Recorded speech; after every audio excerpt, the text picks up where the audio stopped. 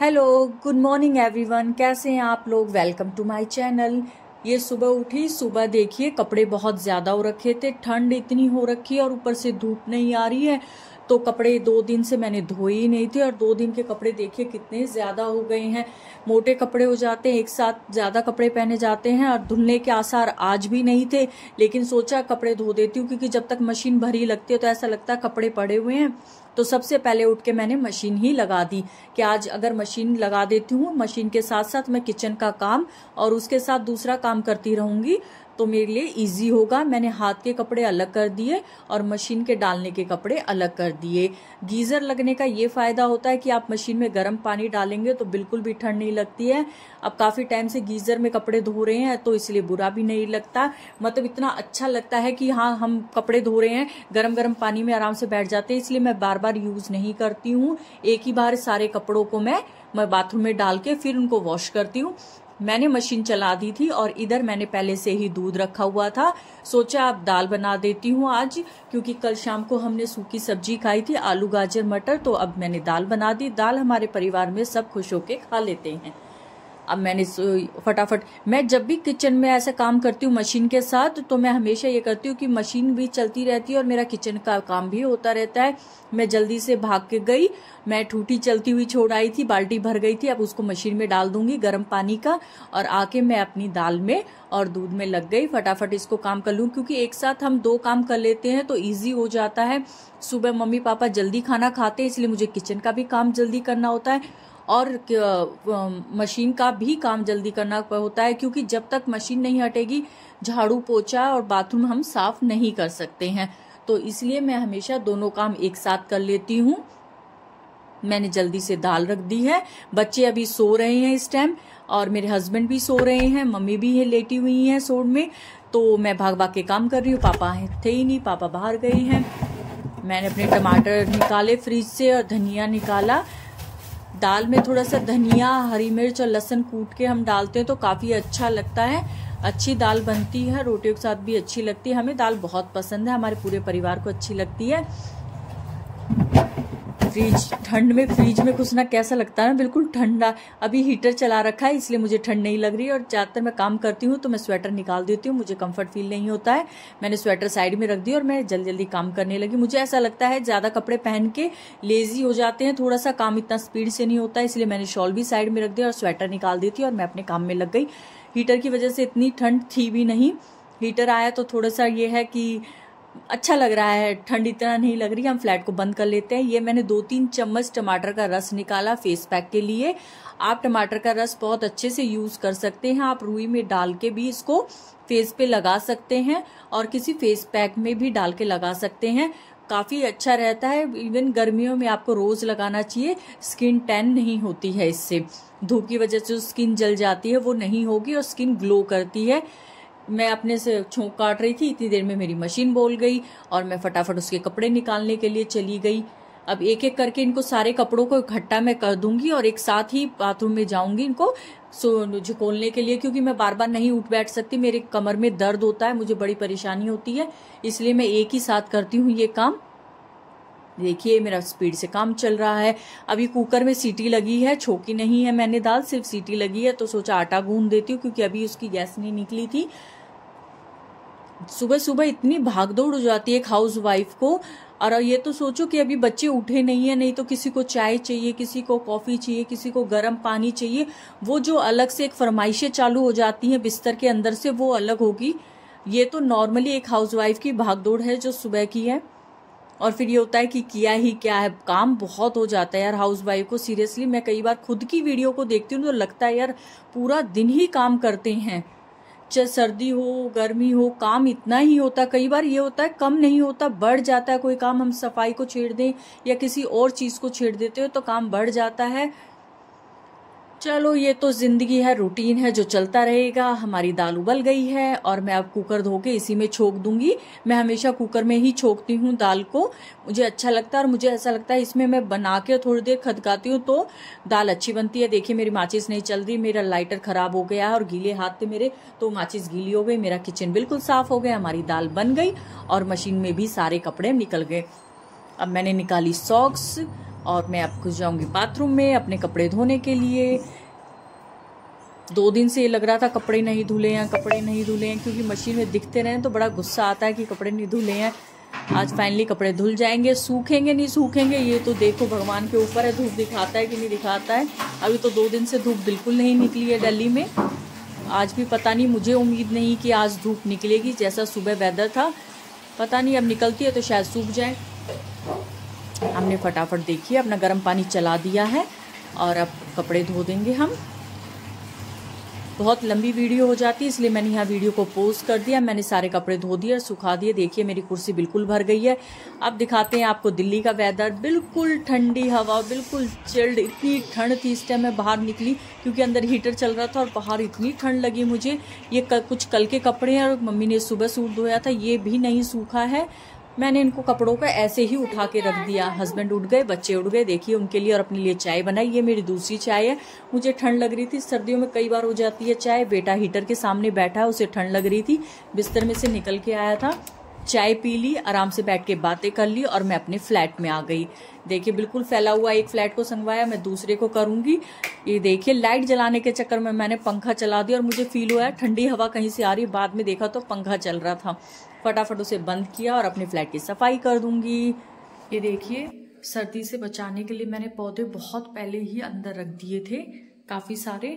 फिर भी देखिए कितनी ठंड हो रही है दिल्ली में, मेरे सारे पौधे मुरझा गए हैं। देखिए इतनी मेहनत से इन्हें उगाया था, ये देखिए पत्तों का कितना मुरझा रखा है, ठंड की वजह से बिल्कुल मुरझा गया ये। और ये तो बिल्कुल ही बेकार हो गया है।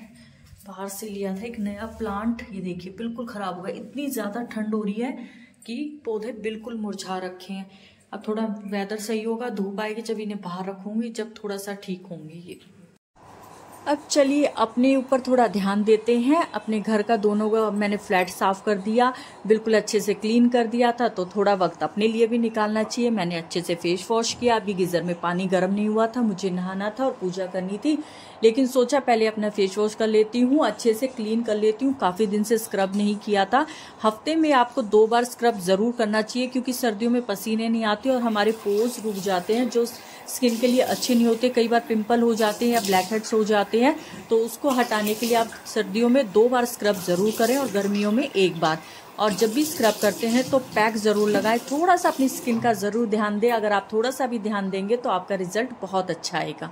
ये देखिए मैंने अच्छे से फेस वॉश कर लिया था और मैंने अब स्क्रब करूंगी। स्क्रब मेरा वही चावल का आटा मैंने एक डब्बे में डाल के रखा है। इसको ये देखिए कितना अच्छा है, बिल्कुल बारीक फाइन है। मैंने चक्की पे से ले लिया था और ज़्यादा कॉस्टली भी नहीं आता और बहुत अच्छा इफेक्ट देता है चावल का आटा। कोरियन स्किन वाले मोस्टली चावल का ही, राइस का वाटर का इस्तेमाल करते हैं। राइस उनके हर प्रोडक्ट में राइस होता है और तो वो स्किन को ग्लो करता है। आप गूगल पे सर्च करके देख सकते हैं।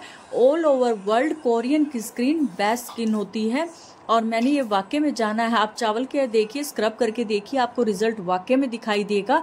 हल्के हाथ से रब कीजिएगा क्योंकि ये पतला फाइन पाउडर ज़रूर है, लेकिन इसमें थोड़ा सा दानेदार होता है जो स्किन को हार्म कर सकता है। तो बिल्कुल हल्के हाथ से आप इसको इस्तेमाल कीजिए। आप इसमें रोज़ वाटर, एलोवेरा जेल या दूध, जैसा आपकी स्किन टाइप है आप वैसे इस्तेमाल कर सकते हैं। मैंने सिंपल वाटर डाला है और मैं इसको अच्छे से हाथ से स्क्रब करूंगी। आपको ये 2 से 3 मिनट अच्छे से स्क्रब करना चाहिए। आपके पास स्टीमर है तो आप भाप लेते हुए भी स्क्रब कर सकते हैं, उसका रिजल्ट और भी अच्छा आएगा।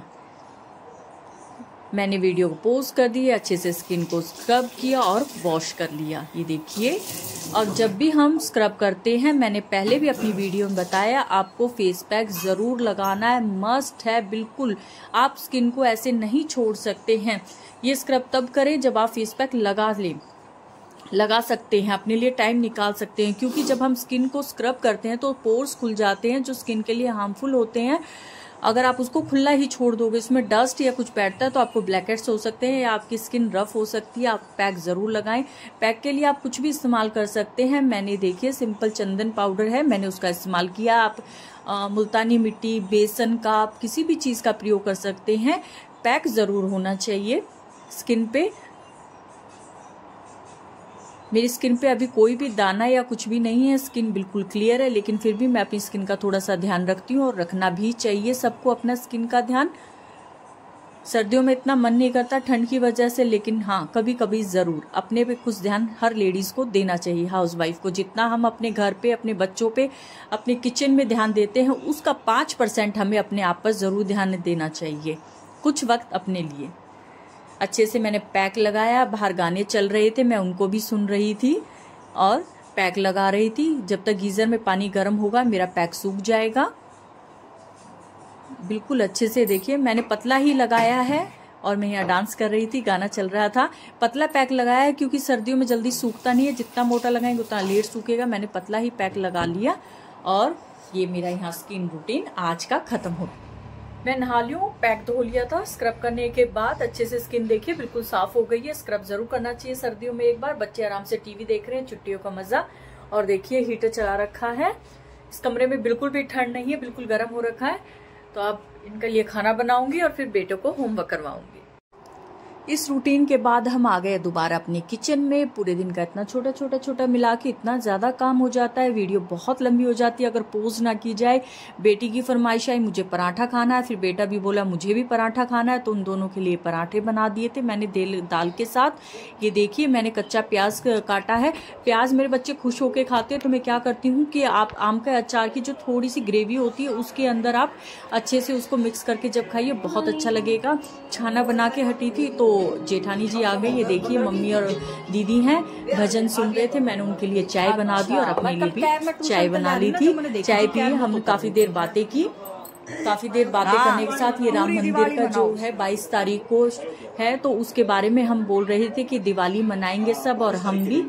हमने अच्छे से अपने भजन सुने और उसके बाद मेरा सारा काम खत्म हो गया था। तो सोचा बैठेंगे तो उतना ही ठंड और आलकस आ जाएगा। तो मैंने सोचा एक सूट जो मैं घर से लाई थी कॉटन का, विदाउट अस्तर है, बाकी के सूट मेरे अस्तर के थे, ये अस्तर नहीं लग रहा था, तो सोचा इसको काट लेती हूँ। आज काट लेती हूँ, मूड करेगा उस दिन सिल लूंगी। अपने हाथ की सिलाई का यही फर्क होता है, जब आपका मन करे तब काट लो और सिल लो। टेलर के चक्कर नहीं लगाने पड़ते हैं। मैंने अच्छे से इसको पूरे सूट को एक साथ ही काट लिया था। आपको क्लिप इतनी ही दिखेगी, लेकिन मैंने पूरा सूट सलवार के साथ, मैं सलवार का बना रही हूँ हैवीज पटियाला सलवार के साथ, और मैं पूरा सूट काट के इसको रख दूंगी और कल या परसों जब मेरा मूड करेगा तो मैं इसको सिल लूंगी। अब शाम हो गई थी, आराम से बैठे हुए थे, तो मम्मी बोली आज बाजरे की खिचड़ी बना लेते हैं। तो मम्मी बाजरे की खिचड़ी देखिए बाजरा कूट रही है कि खिचड़ी बनाने के लिए पानी रख दो, तो मैंने पानी रख दिया था। दाल भिगो दी, मम्मी बाजरा कूट रही है और ये मैंने दाल भिगो दी और पानी रख दिया है। और मैं अब खिचड़ी रखने के लिए, देखिए मैंने अपनी खिचड़ी रख दी थी और मेरी लगभग बन गई है। इसको बनने में पूरा 1 से सवा घंटा लग जाता है, टाइम लगता है, लेकिन बहुत अच्छी लगती है। सर्दियों में अब की बार मेरे पहली बार खिचड़ी बनी है। ये देखिए सुबह के कपड़े अभी तक नहीं सूखे हैं। मैंने बिल्कुल परेशान हो गई तो लास्ट में पंखा चलाया और फ्लैट में डाल दिए कपड़े कि सूख जाएं, और अपनी जोत बत्ती में लग गई। आज मंगलवार था, हनुमान जी का वार, अपनी पूजा की, उनको प्रसाद चढ़ाया। ये देखिए जय सिया राम। मेरे कपड़े अभी तक ऐसे ही फैले हैं, घर से आए मुझे 2-3 दिन हो गए, लेकिन मैंने कपड़े नहीं उठाए हैं। कुछ रख दिए, कुछ अभी भी फैले हुए हैं। अब इनको रखूंगी, ये बेड में रखने एक्चुअली। और ये देखिए फैले हुए कपड़े मुझे बिल्कुल अच्छे नहीं लगते हैं। सारा काम खत्म हो गया तो सोचा अब क्या करें।